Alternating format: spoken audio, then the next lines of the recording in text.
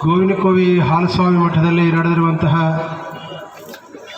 ಲಿಂಗೈಕ್ಯ ಪೂಜ್ಯ ಗುರುಗಳವರ ಪುಣ್ಯಾರಾಧನೆ ಮತ್ತು ನೂತನ ಶ್ರೀಗಳಾದ ಸದ್ಗುರು ಶಿವಯೋಗಿ ಮಹಾಲಿಂಗ ಹಾಲಸ್ವಾಮಿಗಳವರ 21 ದಿನದ ಅನುಷ್ಠಾನ ಮುಕ್ತಾಯ ಸಮಾರಂಭದ ವೇದಿಕೆಯಲ್ಲೇ ಆಸೀನರಾಗಿರುವಂತಹ ಕಡೇನಂದಿಹಳ್ಳಿಯ ನಂದೀಪುರದ ನಾಗವಂದದ ಮಂಟಾಳದ ರಾಂಪುರದ ಕತ್ಗಿಯ ಎಲ್ಲ ಪೂಜ್ಯರಿಗೆ ಪ್ರಣಾಮಗಳು. ಕುಂಕುಮದ ಚಿರಂತ್ರಿಗೂ ಕೂಡ ಶುಭಾಶಯಗಳು. ಈ ಕಾರ್ಯಕ್ರಮದ ಪೌರೋಹಿತ್ಯ ಭಾಗದ ಸೇವೆಯನ್ನು ಸಲ್ಲಿಸಿರುವಂತಹ ಹೊಳಲೂರಿನ ಈ ಮಠದ ಬೀಗರಾದ ಶಿವಲಿಂಗ ಶಾಸ್ತ್ರಿಗಳವರೇ ಹಾಗೂ ಅವರೆಲ್ಲ ಮಿತ್ರರೇ, ಶ್ರೀಮಠದ ವ್ಯವಸ್ಥಾಪನಾ ಸಮಿತಿಯ ಮುಖ್ಯಸ್ಥರಾದ ಶಿವಮೂರ್ತಿಪ್ಪನವರೇ, ಗಂಗಪ್ಪನವರೇ, ಹಾಲಪ್ಪನವರೇ, ಪಾಲಾಕ್ಷಪ್ಪನವರೇ, ಇನ್ನುಳಿದ ಎಲ್ಲ ಪದಾಧಿಕಾರಿಗಳೇ, ಸದಸ್ಯರುಗಳೇ, ಭಜನಾ ಸಂಘದ ಎಲ್ಲ ಕಲಾ ಬಳಗವೇ, ಈ ಕಾರ್ಯಕ್ರಮಕ್ಕೆ ಸೇವೆ ಮಾಡಿದಂತಹ ಎಲ್ಲ ಧರ್ಮಬಂಧುಗಳೇ, ಕಾರ್ಯಕ್ರಮದಲ್ಲಿ ಉಪಸ್ಥಿತರಿರುವಂತಹ ಸರ್ವ ಸದ್ಭಕ್ತರೇ, ತಾಯಂದಿರೇ, ಸುದ್ದಿ ಮಾಧ್ಯಮದ ಬಂಧುಗಳೇ, ಧ್ವನಿವರ್ಧಕದವರೇ, ಛಾಯಾ ಬಿಂಬಗ್ರಾಹಕರೇ, ಮುದ್ದು ಮಕ್ಕಳೇ,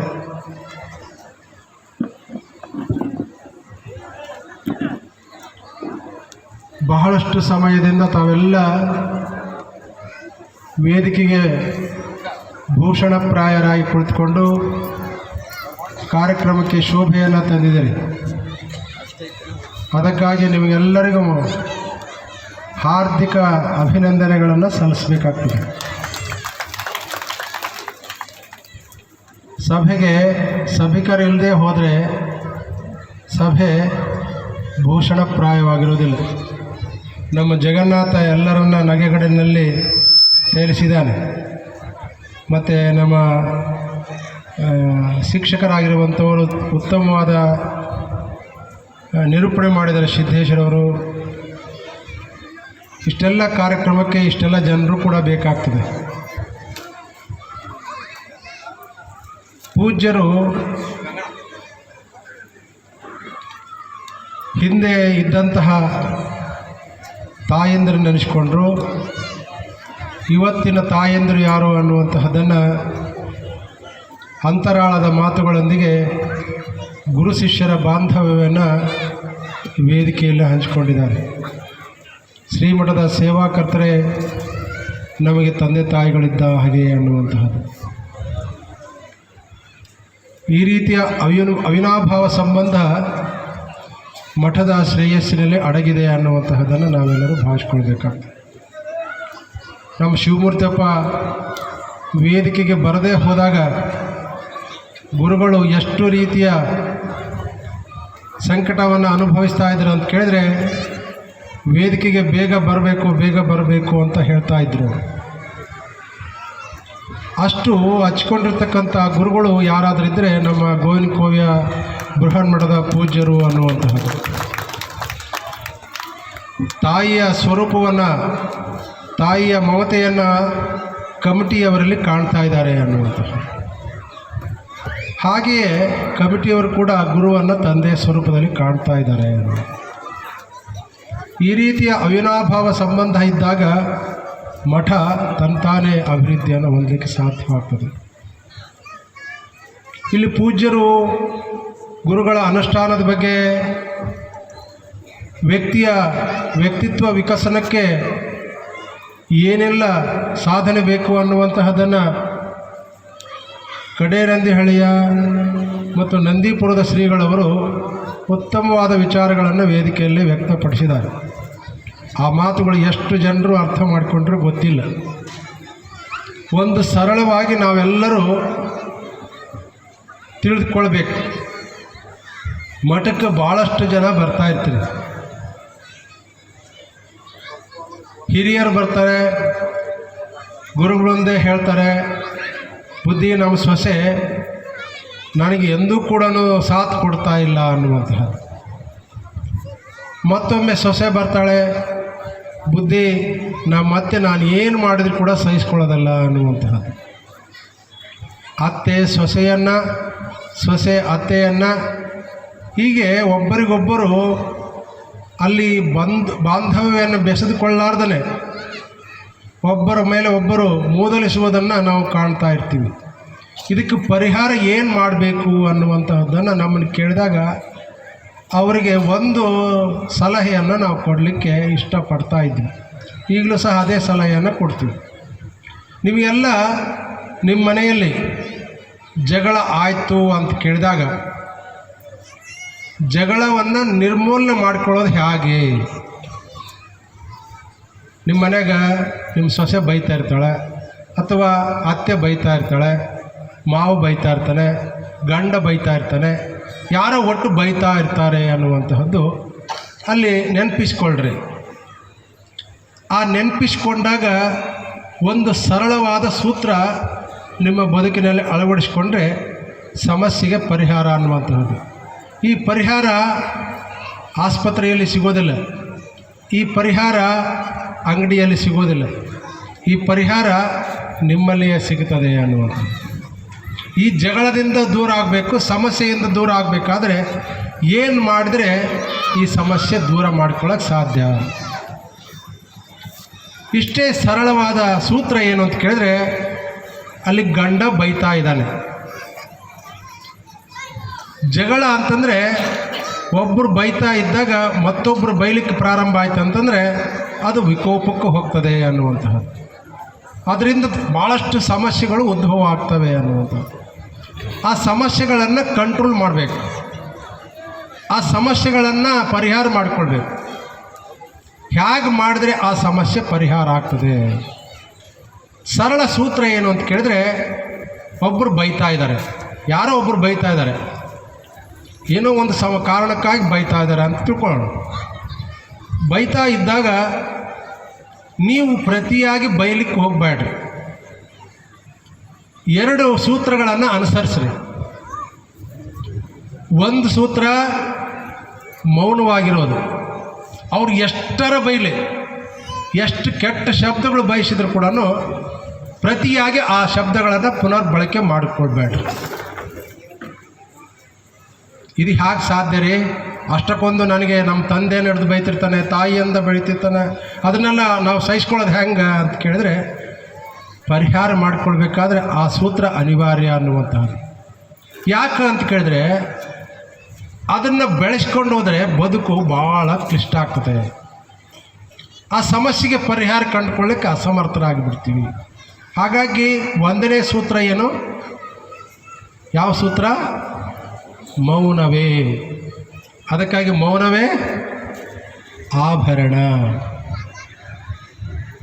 ಅದಕ್ಕಾಗಿ ಮೌನವನ್ನು ನೀವು ಧಾರಣೆ ಮಾಡ್ಕೊಳ್ಳೋದು ಕಲ್ತ್ರೆ ಸಮಸ್ಯೆಯಿಂದ ಪರಿಹಾರ ಮಾಡ್ಕೊಳ್ಳೋಕ್ಕೆ ನೀವೇ ಸಮರ್ಥರಾಗ್ತೀರಿ. ಒಂದು ವೇಳೆಗೆ ಆ ಮೌನವನ್ನು ನಾನು ಸಹಿಸ್ಕೊಳ್ಳೋಕ್ಕಾಗಲಿಲ್ಲ, ಅದರಿಂದ ನಾನು ಪರಿಹಾರ ಮಾಡ್ಕೊಳ್ಳೋಕ್ಕೆ ಸಾಧ್ಯ ಆಗಲಿಲ್ಲ ಅಂತಂದರೆ ಮತ್ತೊಂದು ಉಪಾಯ ಇದೆ. ಏನು ಉಪಾಯ ಅಂತ ಕೇಳಿದ್ರೆ, ಬೈತಾ ಇದ್ದಾಗ ಬಾಯಿಯೊಳಗೆ ಒಂದು ಅರ್ಧ ಲೋಟ ನೀರು ಹಾಕ್ಕೊಡ್ರಿ.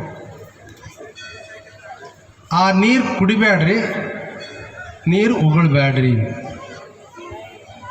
ಎಲ್ಲಿಯವರೆಗೆ ಬೈಗಳು ನಿಲ್ಲೋದಿಲ್ವೋ ಅಲ್ಲಿಯವರೆಗೆ ಆ ನೀರು ಕುಡಿಬಾರ್ದು, ಆ ನೀರು ಉಗುಳಬಾರ್ದು. ಅಲ್ಲಿ ಸಮಸ್ಯೆಗೆ ಪರಿಹಾರ. ಎರಡನೇ ಸೂತ್ರ. ಇನ್ನು ಮೂರನೇ ಸೂತ್ರ, ಆತ ಭಾಳಷ್ಟು ಸಿಟ್ಟಾಗಿ ಅಥವಾ ಆಕೆ ಭಾಳಷ್ಟು ಸಿಟ್ಟಾಗಿ ನಿಮ್ಮನ್ನು ಬೈತಾ ಇದ್ದಾಗ ಮೂರನೇ ಸೂತ್ರ ಏನಂತ ಕೇಳಿದ್ರೆ, ಅಲ್ಲಿಂದ ಬೇರೆ ಕಡೆಗೆ ಎದ್ದು ಹೋಗ್ಬಿಡ್ರಿ. ಅವ್ರು ಬೈತಾ ಇರಲಿ. ಸರಳವಾಗಿ ಸಮಸ್ಯೆಗಳು ಬಗೆಹರಿತಾವೆ ತಾನೆ, ಹೌದಲ್ಲ? ಮತ್ತು ಒಂದು ಸಲ ಚಪ್ಪಾಳೆ ತಟ್ರಿ. ಮತ್ತು ಈ ರೀತಿಯಾಗಿರುವಂತಹ ಬದುಕು ನೀವು ಕಲ್ತ್ರೆ ಏನೆಲ್ಲ ಸಮಸ್ಯೆಗಳನ್ನು ಪರಿಹಾರ ಮಾಡಿಕೊಳ್ಳಿಕ್ಕೆ ಸಾಧ್ಯ ಇದೆ. ಈ ಮಾತು ಯಾಕೆ ಹೇಳಿದೀವಿ ಅಂತ ಕೇಳಿದ್ರೆ, ಏನಾದರೂ ಒಂದು ಸಮಸ್ಯೆಗಿಂತ ನಾವು ಪರಿಹಾರ ಕಂಡುಕೊಳ್ಬೇಕಾದ್ರೆ, ಸಮಸ್ಯೆಗಳಿಂದ ಪಾರಾಗಬೇಕಾದ್ರೆ ಮೌನ ಅನ್ನುವಂತಹದ್ದನ್ನು ನಾವು ಕಲಿಬೇಕು. ಮೌನ ವ್ರತವನ್ನು ನಾವು ಕಲಿತು ಬದುಕನ್ನು ಹಸನು ಮಾಡಿಕೊಳ್ಳಕ್ಕೆ ನಾವೆಲ್ಲರೂ ಪ್ರಯತ್ನಶೀಲರಾಗಬೇಕು. ಅದಕ್ಕಾಗಿ ಋಷಿಮುನಿಗಳು ಇಂತಹ ಒಂದು ಸಾಧನೆ ಮಾಡಿ ಯುವ ಪೀಳಿಗೆಗೆ ಇದೊಂದು ದಾರಿ ದೀಪವಾಗಲಿ ಅನ್ನುವಂತಹ ಹಾದಿಯಲ್ಲಿ ಅವರನ್ನು ನಮ್ಮನ್ನು ಬಿಟ್ಟಿದ್ದಾರೆ. ಹಾಗಾಗಿ ಪೂಜ್ಯರು ಇಲ್ಲಿ 21 ದಿನಗಳ ಪರ್ಯಂತರವಾಗಿ ಅನುಷ್ಠಾನವನ್ನು ಮೌನ ರೀತಿಯಲ್ಲಿ ಅವ್ರು ಮಾಡಿದರು. ಆ ಮೌನಕ್ಕೆ ಔಷಧಿ ತಗೊಳ್ತಾ ಇದ್ದರು. ಯಾಕಂದರೆ ಇಂದ್ರಿಯಗಳ ಸಂಯಮ ಮಾಡಿಕೊಳ್ಬೇಕಾದ್ರೆ ಸರಳವಾದ ಆಹಾರವೂ ಕೂಡ ಬೇಕಾಗ್ತದೆ. ಸರಳ ಆಹಾರ ಏನು ಅನ್ನುವಂಥದ್ದು ಹೇಳ್ಬಿಟ್ಟಿದ್ದಾರೆ. ಹಾಲು, ಹಣ್ಣು ಅಥವಾ ಕಾಳು, ಉಪ್ಪು, ಖಾರ, ಸಿಹಿ ಸಿಹಿ ಇರ್ತದೆ, ಆದರೆ ಉಪ್ಪು, ಖಾರ, ಹುಳಿ ಏನು ಇರೋದಿಲ್ಲ. ಅವುಗಳನ್ನು 21 ದಿನಗಳ ಪರ್ಯಂತರವಾಗಿ ಅವರು ಬಿಟ್ಟಿದ್ದಾರೆ. ಇದು ರೂಢಿ ಮಾಡ್ಕೊಂತ ಹೋದಂಗೆಲ್ಲ ನಮ್ಮ ಆರೋಗ್ಯನೇ ಚೆನ್ನಾಗಿರ್ತದೆ, ನಮ್ಮ ಎಲ್ಲ ಕೆಲಸಗಳು ಸರಳವಾಗಿ ಬಗೆಹರಿತವೆ. ಆರೋಗ್ಯ ಚೆನ್ನಾಗಿರಲಿಕ್ಕೆ ಮತ್ತೊಂದು ಉದಾಹರಣೆ ಏನಂತಂದರೆ, ದನ ಕರುಗಳು ನೋಡ್ರಿ. ದನ ಕರುಗಳು ಏನು ತಿಂತಾವೆ? ದನಗಳು ಸಾಮಾನ್ಯವಾಗಿ ಹಸಿರು ಜಾಸ್ತಿ ಅಪೇಕ್ಷೆ ಪಡ್ತಾವೆ, ಹೌದಲ್ಲ? ಅವುಗಳಿಗೆ ಕಾಯಿಲೆ ಜಾಸ್ತಿ ಬರೋಂಗಿಲ್ಲ. ಯಾವಾಗ ಕಾಯಿಲೆ ಜಾಸ್ತಿ ಬರ್ತದೆ ಅಂತ ಕೇಳಿದ್ರೆ, ನಾವು ಹಾಲು ಹಿಂಡ್ಕೊಳ್ಳೋ ಸಲುವಾಗಿ ಹಾಲು ಯಥೇಚ್ಛ ಕೊಡಲಿ ಅಂತ ತಿಳ್ಕೊಂಡು ನಾವೇನು ಮಾಡ್ತೀವಿ, ಬೂಸ ಇಡ್ತೀವಿ. ಅದು ಬೂಸದಾಗ ಎಲ್ಲ ಸೇರಿಸಿಡ್ತೀವಿ. ಅದಕ್ಕೆ ಎಲ್ಲ ರೆಡಿಮೇಡ್ ಫುಡ್ ಇರ್ತದೆ. ಅದಕ್ಕೆ ಅದ್ರಾಗ ಗೊಬ್ಬರ ಇರ್ತದೆ, ಅದ್ರಾಗ ಉಪ್ಪು ಇರ್ತದೆ, ಯೂರಿಯಾ ಇರ್ತದೆ, ಎಲ್ಲ ಸೇರಿಸಿ ಅದಕ್ಕೆ ಆಹಾರ ಕೊಡ್ತೀವಿ. ಆ ಆಹಾರ ತಿಂದು ಹಾಲೇನು ಹೆಚ್ಚಿಗೆ ಕೊಡ್ತದೆ, ಆದರೆ ಆಹಾರದಿಂದ ತಿಂದಂಥ ಆಕಳಾಗಲಿ ಎಮ್ಮೆ ಆಗಲಿ ಏನಾಗ್ತವೆ, ಅನಾರೋಗ್ಯಕ್ಕೆ ತುತ್ತಾಗ್ತವೆ ಅನ್ನುವಂಥ. ಸರಳವಾದ ತರಕಾರಿ, ಸರಳವಾದ ಹಸಿರು ಪದಾರ್ಥವನ್ನು ತಿಂದಂಥ ಪಶು ಪಕ್ಷಿಗಳು ಯಾವುದೇ ರೀತಿಯಾಗಿರುವಂತಹ ಅನಾರೋಗ್ಯಕ್ಕೆ ತುತ್ತಾಗೋದಿಲ್ಲ ಅನ್ನುವಂತಹದ್ದು. ಈ ರೀತಿಯಾಗಿರುವಂಥ ಸರಳ ಆಹಾರದ ಪದ್ಧತಿಯನ್ನು ಅನುಸರಿಸಿದಾಗ ವ್ಯಕ್ತಿಯ ಚಿತ್ರಣ ಬದಲಿಸಿಕೊಳ್ಳಲಿಕ್ಕೆ ಸಾಧ್ಯ ಆಗ್ತದೆ ಅನ್ನುವಂಥದ್ದು. ಈ ಉದ್ದೇಶಕ್ಕಾಗಿ ಪೂಜ್ಯರು 21 ದಿನಗಳ ಪರ್ಯಂತರವಾಗಿ ಅನುಷ್ಠಾನ ಮಾಡಿದರು ಮೌನವಾಗಿ. ಮತ್ತು ಆಹಾರದಲ್ಲಿ ವ್ಯತ್ಯಾಸ ಮಾಡಿಕೊಂಡು ಅದರಿಂದ ಕೂಡ ಸಂಯಮವನ್ನು ತಾಳ್ಕೊಂಡ್ರು. ಯಾವ ಕಾರಣಕ್ಕಾಗಿ ಅಂತ ಕೇಳಿದರೆ, ಈ ತಪಸ್ಸು ನನ್ನ ಶ್ರೇಯಸ್ಸಿನ ಜೊತೆಗೆ ಭಕ್ತರ ಕಲ್ಯಾಣ ಅನ್ನುವಂಥದ್ದು ಏನಿದೆಯಲ್ಲ, ಆ ಉದ್ದೇಶವಿಟ್ಟುಕೊಂಡು ಈ ಒಂದು ಅನುಷ್ಠಾನವನ್ನು ಮಾಡಿದರು ಅನ್ನುವಂಥದ್ದು. ಇಲ್ಲಿ ಇಬ್ಬರು ಅಕ್ಕಪಕ್ಕ ಕೂತ್ಕೊಂಡಿದ್ದಾರೆ, ಇಬ್ಬರು ಹಾಲಸ್ವಾಮಿಗಳೇ. ಇವರು 21 ದಿವಸ ಮಾಡಿದ್ದಾರೆ, ನೀವು 21 ದಿವಸ. ಇವ್ರದ್ದು 21 ದಿವಸ ಈಗ ನಡೀತಾ ಇದೆ. ಅವರು ಇನ್ನು 4 ದಿವಸ ಐತಂತೆ. ನಾವು ಮೊದಲನೇ ದಿವಸ ಹೋಗಿ ಬಂದಿದ್ದೀವಿ. ಅವರು ಸಣ್ಣ ಗವಿ ಇದೆ, ನೋಡಿದ್ರಿ ನೀವೆಲ್ಲ ಅಲ್ಲಿ ಬಸವಪಟ್ಟಣದಲ್ಲಿ. ಆ ಗವಿ ಒಳಗೆ ಈ ಬೃಹತ್ತಾದ ದೇಹವನ್ನು ಒಳಗೆ ತೋರಿಸ್ತಾರೆ. ಅವರು ಒಳಗೆ ತೋರಿಸಿ ಅಲ್ಲೋಗಿ ಕೂತ್ಕೊಂಡು ಅನುಷ್ಠಾನ ಮಾಡ್ತಾರೆ. ಅವರು ಹಿಂದಿನ ಗುರುಗಳು ಅದೇ ರೀತಿಯಾಗಿ ಮಾಡ್ತಾಯಿದ್ರು, ಅವ್ರ ಗುರುಗಳು ಕೂಡ ಅದೇ ಗವಿಯಲ್ಲಿ ಮಾಡಿದರು ಅನ್ನುವಂಥದ್ದು. ಈ ಪರಂಪರೆ ಅನ್ನುವಂತಹದ್ದನ್ನು ಯಾಕೆ ಅನುಸರಿಸ್ಕೊಂಡು ಬರ್ತಾ ಇದ್ದಾರೆ ಅನ್ನುವಂತಹದ್ದಕ್ಕೆ, ಮನುಷ್ಯ ಸಾಧನೆ ಮಾಡಿದ್ರೆ ಉನ್ನತ ಸ್ಥಾನಕ್ಕೆ ಹೋಗ್ಲಿಕ್ಕೆ ಸಾಧ್ಯ ಅನ್ನುವಂಥ ದೃಷ್ಟಿಯನ್ನು ಇಟ್ಕೊಂಡು ಇಂತಹ ಸಾಧನೆಯಲ್ಲಿ ಮಹಾತ್ಮರು ತಮ್ಮ ಬದುಕನ್ನು ಕಟ್ಟಿಕೊಳ್ತಾ ಇರ್ತಾರೆ. ಅದಕ್ಕಾಗಿ ಸಿದ್ಧಾಂತ ಶಿಖಾಮಣಿಯಲ್ಲಿ ಒಂದು ಅತ್ಯಂತ ಸುಂದರವಾಗಿರುವಂಥ ಜೀವನ ಶೈಲಿಯನ್ನು ಪೂಜ್ಯ ರೇಣುಕ ಭಗವತ್ಪಾದರು ಅಪ್ಪಣೆ ಕೊಡಿಸ್ತಾ ಇದ್ದಾರೆ. ಕೀಟ ಭ್ರಮರ ಯೋಗೇನ ಭ್ರಮರೋ ಭವತಿ ಧ್ರುವಂ, ಮಾನವ ಶಿವಯೋಗೇನ ಶಿವಯೇವ ನ ಸಂಶಯ. ಕೀಟ ಭ್ರಮರ ನ್ಯಾಯ ಅಂತ ಓದಿದೆ. ಎಲ್ಲರೂ ಹೊಟ್ಟೆ ತುಂಬಿಸ್ಕೊಂಡ್ರೆ ಏನು ಚಿಂತೆ ಮಾಡುವಂಥದ್ದು ಅವಶ್ಯಕತೆ ಇಲ್ಲ ಅಂತ ನಾನು ಭಾವಿಸ್ಕೊಂಡಿದ್ದೀನಿ. ಯಾಕಂದರೆ ಎಲ್ಲರೂ ಎದ್ದೆದ್ದು ಹೋಗಿ ಊಟ ಮಾಡ್ಕೊಂಡು ಬಂದಿದ್ರಿ, ನಾವು ಕೂಡ ಪ್ರಸಾದ ತಗೊಂಡು ಬಂದೇ ಕುಂತಿದ್ದೀವಿ. ಚಿಂತೆ ಮಾಡಬೇಡ್ರಿ. ಮುಂದಿನವ್ರು ಸ್ವಲ್ಪ ಊಟ ಮಾಡಿಲ್ಲ ಅಂತ ಅನಿಸ್ತದೆ, ಹಾಗಾಗಿ ಬೇಗ ಮುಗಿಸ್ತೀನಿ. ಅವ್ರೇನು ಚಿಂತೆ ಮಾಡೋದು ಬೇಡ. ಎಲ್ಲರೂ ಊಟ ಮಾಡಿ ಬಂದು ಕೂತ್ಕೊಂಡಿದ್ರೆ ಪಾಪ ಸುದ್ದಿ ಮಾಧ್ಯಮದವ್ರನ್ನ ಮಾಡಿಲ್ಲ ಪಾಪ. ನಿಮಗೆ ಸ್ಪೆಷಲ್ಲಾಗಿ ವ್ಯವಸ್ಥೆ ಮಾಡ್ತೀನಿ, ಚಿಂತೆ ಮಾಡ್ಬಿಟ್ಟು. ಕೀಟ ಭ್ರಮರ ಅಂತೇಳಿ ನೀವು ಕೇಳಿದಿರಲ್ಲ, ನಿಮ್ಮ ಮನೆಗೆ ಒಂದು ಮಣ್ಣಿನ ಗೂಡು ಕಟ್ತದೆ ಒಂದು ಹುಳ, ಅದಕ್ಕೆ ಭ್ರಮರ ಅಂತ ಕರಿತೀವಿ ನಾವು. ಕೀಟ ಭ್ರಮರ ನ್ಯಾಯ ಅಂತ ಕರಿತೀವಿ. ಅದು ಏನು ಮಾಡ್ತದೆ ಅಂತ ಕೇಳಿದ್ರೆ, ನಿಮ್ಮ ಮನೆಗೆ ನೋಡಿ ಸ್ವಲ್ಪ ಪರೀಕ್ಷೆ ಮಾಡಿರ್ತೀವಿ. ಎಲ್ಲಿ ನಿಮ್ಮ ಮನೆಯಲ್ಲಿ ಮಣ್ಣಿನ ಗೂಡು ಕಟ್ತಾ ಇರ್ತದಲ್ಲ, ಆ ಭ್ರಮರ ಏನು ಮಾಡ್ತದೆ ಅಂತ ಕೇಳಿದ್ರೆ, ತನಗೆ ಸಂಬಂಧಿಸಿದಂತಹ ಒಂದು ಹುಳವನ್ನು ಆಯ್ಕೆ ಮಾಡಿಕೊಳ್ತದೆ. ಆ ಒಂದು ಧ್ವನಿಯಿಂದ ಮೊದಲು ಬಂದು ಮಣ್ಣು ತೆಗೆದುಕೊಂಡು ಬಂದು, ಹೊತ್ತದ ಮಣ್ಣ ರೂಪದಲ್ಲಿ ಇರ್ತದೆ ಅದು, ಆ ಮಣ್ಣು ತೆಗೆದುಕೊಂಡು ಬಂದು ಒಂದು ಮನೆಯಲ್ಲಿ ಗೂಡು ಕಟ್ತದೆ. ನೀವೆಲ್ಲ ನೋಡಿರ್ತೀರಿ. ಆ ಗೂಡು ಕಟ್ಟೋ ಸಮಯದಲ್ಲಿ ಗೂಡು ಕಟ್ತದೆ. ಗೂಡು ಕಟ್ಟಿದ ಬಳಿಕ ಒಂದು ಕಡೆಗೆ ಬಾಗಿಲು ಬಿಟ್ಟಿರ್ತದೆ. ಬಾಗಿಲು ಬಿಟ್ಟು ಮತ್ತೆ ತನಗೆ ಸಂಬಂಧಿಸಿದಂತಹ ಹುಳವನ್ನು ಆಯ್ಕೆ ಮಾಡಿಕೊಳ್ತದೆ. ಆ ಹುಳ ಆಯ್ಕೆ ಯಾಕೆ ಮಾಡ್ತದೆ ಅಂತಂದರೆ, ತನ್ನ ಧ್ವನಿಯನ್ನು ಜೇಕಾರ ಮಾಡ್ತಾ ಅಂತೇಳಿ ಆ ಧ್ವನಿ ಮಾಡ್ತಾ ಇದ್ದಾಗ ಒಂದು ಹುಳ ತಲೆ ಎತ್ತಾ ಇರ್ತದೆ. ಯಾವ ಹುಳ ತಲೆ ಎತ್ತಾ ಇರ್ತದೆಯೋ ಆ ಹುಳವನ್ನು ಆಯ್ಕೆ ಮಾಡಿಕೊಳ್ತದೆ. ಆ ಹುಳವನ್ನು ಆಯ್ಕೆ ಮಾಡ್ಕೊಂಡು ಬಂದು ಆ ಗೂಡಿನೊಳಗೆ ಅದನ್ನು ಸೇರಿಸ್ತದೆ. ಆ ಗೂಡಿನೊಳಗೆ ಅದನ್ನು ಸೇರಿಸಿ ಆ ಗೂಡಿನ ಬಾಗಿಲನ್ನು ಮುಚ್ಚುತ್ತದೆ. ಇವೆಲ್ಲ ಸ್ವಲ್ಪ ಇದನ್ನು ಗಮನಿಸಿ, ಇಂಥ ಸನ್ನಿವೇಶ ನಡೆದಾಗ ಅದನ್ನು ನೋಡ್ರಿ. ನೋಡಿದ ಬಳಿಕ ನಾವು ಏನು ಮಾಡಬೇಕು, ಏನು ಮಾಡಿಕೊಂಡ್ರೆ ಆಗಾಗ್ತೀವಿ ಅನ್ನುವಂಥದ್ದು ನಿಮ್ಮ ಕಲ್ಪನೆಗೆ ಬರ್ತದೆ. ಆ ಬಳಿಕ ಗೂಡಿನ ಬಾಗಿಲು ಮುಚ್ಚಿದ ಕೂಡಲೇ ಅಲ್ಲಿಗೆ ಬಿಡೋದಿಲ್ಲ. ಆ ಗೂಡನ್ನು 21 ಸಾರಿ ಸುತ್ತದ. ಪ್ರತಿ ದಿವಸ 21 ಸಾರಿ ಆ ಗೂಡು ಸುತ್ತಿ ತನ್ನ ಧ್ವನಿಯಿಂದ ಆ ಗೂಡನ್ನು ಪ್ರದಕ್ಷಿಣೆ ಆಗ್ತಾ ಇರ್ತದೆ.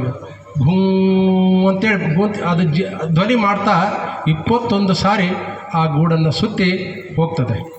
ಹೀಗೆ ಮಾಡ್ತಾ ಮಾಡ್ತಾ ಕೆಲವು ದಿನಗಳ ಪರ್ಯಂತರವಾಗಿ ಆ ಧ್ವನಿ ಕೇಳಿ ಕೇಳಿ ಕೇಳಿ ಆ ಕೀಟ ಏನಾಗಿರ್ತದೆ ಅಂತ ಕೇಳಿದ್ರೆ, ಈ ಭ್ರಮರ ಸ್ವರೂಪವನ್ನು ತಾಳಿ ಆ ಗೂಡನ ಬಾಗಿಲನ್ನು ತೆರೆದುಕೊಂಡು ಹೊರಗೆ ಬಂದು ಭ್ರಮರದಂತೆ ತಾನೂ ಕೂಡ ಭ್ರಮರ ರೂಪವಾಗಿ ಪರಿವರ್ತನೆಯಾಗಿರುತ್ತದೆ.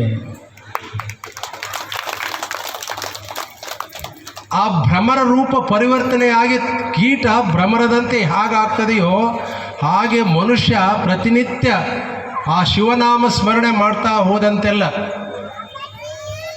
ಆ ಭ್ರಮರ ಹೇಗೆ ಕೀಟ ಭ್ರಮರ ರೂಪವನ್ನು ತಾಳಿತೋ, ಮಾನವನು ಸಹ ಪರಮಾತ್ಮನ ನಾಮಸ್ಮರಣೆ ಮಾಡ್ತಾ ಪರಮಾತ್ಮನ ಪಂಚಾಕ್ಷರ ಮಹಾಮಂತ್ರವನ್ನು ಸ್ಮರಣೆ ಮಾಡ್ತಾ ಮಾಡ್ತಾ ಮಾಡ್ತಾ ಹೋದಂತೆಲ್ಲ ಮಾನವನು ಸಹ ಮಹಾದೇವನಾಗಲಿಕ್ಕೆ ಸಾಧ್ಯ.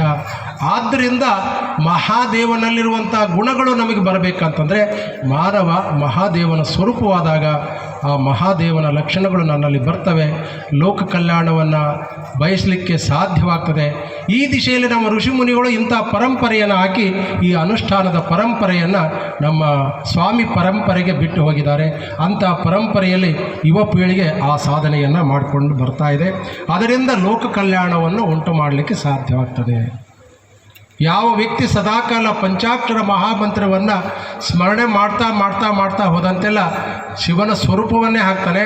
ಶಿವನಲ್ಲಿರುವಂತಹ ಗುಣಗಳು ಆತನಲ್ಲಿ ಬಂದು ಆತ ಏನನ್ನು ನುಡಿತಾ ಇರ್ತಾನೆ, ಭಕ್ತರಿಗೆ ಆ ಪರಿಣಾಮ ರೂಪದಲ್ಲಿ ಆ ಭಕ್ತರಿಗೆ ಆಶೀರ್ವಾದ ಮಾಡಲಿಕ್ಕೆ ಸಮರ್ಥರು ಆಗ್ತಾರೆ ಅನ್ನುವಂಥ ದೃಷ್ಟಿಯಿಂದ ಆ 21 ದಿನಗಳ ಪರ್ಯಂತರವಾಗಿ ಅನುಷ್ಠಾನ ಮಾಡಿ ಅನುಷ್ಠಾನದ ಫಲವನ್ನು ನಿಮ್ಮೆಲ್ಲರಿಗೂ ಧಾರೆ ಇರಲಿಕ್ಕೆ ಪೂಜ್ಯ ಗುರುಗಳವರು ಈಗ ತಮ್ಮ ಶಕ್ತಿಯನ್ನು ಚಾರ್ಜ್ ಮಾಡಿಕೊಂಡಿದ್ದಾರೆ.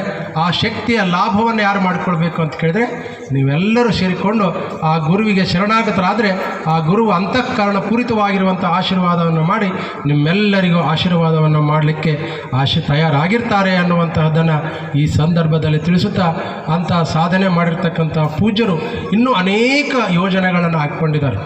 ಮಠದ ಶ್ರೇಯಸ್ಸಿಗಾಗಿ ಹಗಲಿರುಳು ಪರಿಶ್ರಮ ಪಡ್ತಾ ಇದ್ದಾರೆ. ಅನೇಕ ಚಿಂತನೆಗಳು ಇಟ್ಕೊಂಡಿದ್ದಾರೆ. ವಿದ್ಯಾಭ್ಯಾಸಕ್ಕಾಗಿ ಮಕ್ಕಳನ್ನು ಒಂದು ತಮ್ಮ ಮಠದಲ್ಲಿ ಗುರುಕುಲ ಮಾದರಿಯಲ್ಲಿ ಆ ಒಂದು ಪಾಠಶಾಲೆಯನ್ನಿರಬೇಕು, ವಿದ್ಯಾರ್ಥಿಗಳಿಗೆ ವಿದ್ಯಾದಾನ ಮಾಡಬೇಕು, ಬಂದ ಭಕ್ತರಿಗೆ ಪ್ರಸಾದದ ವ್ಯವಸ್ಥೆ ಆಗಬೇಕು, ಬಂದ ಭಕ್ತರಿಗೆ ಉಳಿದುಕೊಳ್ಳಿಕ್ಕೆ ಎಲ್ಲ ವ್ಯವಸ್ಥೆ ಆಗಬೇಕು ಅನ್ನುವಂಥ ಕಲ್ಪನೆಯನ್ನು ಇಟ್ಕೊಂಡಿದ್ದಾರೆ. ಆ ಕಲ್ಪನೆಗೆ ಸಾಕಾರ ರೂಪದಲ್ಲಿ ನಮ್ಮ ಭಕ್ತರು ಇಲ್ಲಿ ಮುಂದೆ ಕುಂದಿಸ್ಕೊಂಡಿದ್ದೇವೆ. ಅವ್ರನ್ನ ನಮ್ಮ ಶಿವಮೂರ್ತಿ ಅಪ್ಪ ರುದ್ರೇಶಪ್ಪ, ಪಾಲಾಕ್ಷಪ್ಪ, ಗಂಗಪ್ಪ ಇವರೆಲ್ಲರೂ ಪಿಲ್ಲರ್ಸ್. ಒಂದು ಮನೆಗೆ ಹೇಗೆ ಪಿಲ್ಲರ್ ಇರ್ತದೆಯೋ ಅದೇ ರೀತಿಯಾಗಿ ಅವರಿದ್ದಾರೆ. ಅವರು ಮನಸ್ಸು ಮಾಡಿದರೆ ಏನೆಲ್ಲ ಸಾಧನೆ ಆಗ್ತದೆ, ಏನೆಲ್ಲ ಸಾಧ್ಯ ಆಗ್ತದೆ ಈ ದಿಶೆಯಲ್ಲಿ ಅವರ ಜೊತೆಗೆ ಅವರ ಸಂಕಲ್ಪಗಳೆಲ್ಲವನ್ನು ಈಡೇರಿಸಲಿಕ್ಕೆ ಅವರೆಲ್ಲ ತಯಾರಾಗಿದ್ದಾರೆ. ನೀವು ಕೂಡ ಸಹಕಾರ ನೀಡಿರಿ.